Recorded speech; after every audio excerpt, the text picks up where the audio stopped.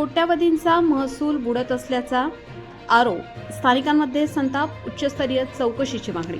गोंदिया जिल्ह्यातील अर्जुनी मोर तालुक्यात अनेक रेतीघाटांवर दिवसरात्र अवैध रेती उत्खनन सुरू असल्याचे गंभीर आरोप पुढे येत आहेत.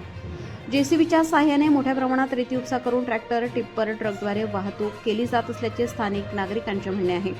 या प्रकारामुळे शासनाचा मोठ्या प्रमाणात महसूल बुडत असल्याची चर्चा परिसरात रंगली आहे.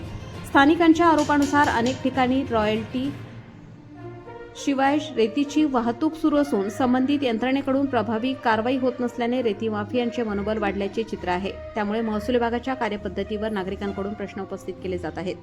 विशेष म्हणजे काही नागरिकांनी महसूल विभागातील अधिकाऱ्यांवरही गंभीर स्वरूपाचे आरोप केले असून या संपूर्ण प्रकरणाची स्वतंत्र व निष्पक्ष चौकशी करण्याची मागणी होत आहे. मात्र या आरोपांबाबत संबंधित अधिकाऱ्यांची अधिकृत बाजू समोर आलेली नाही.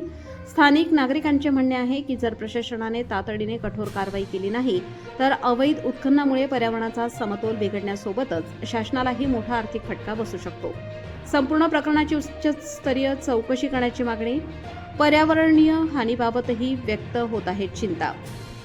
आरोप गंभीर आहेत. सत्य परिस्थिती समोर आणण्यासाठी प्रशासनाने पारदर्शक चौकशी करून दोषींवर कठोर कारवाई करावी अशी मागणी नागरिकांकडून होत आहे.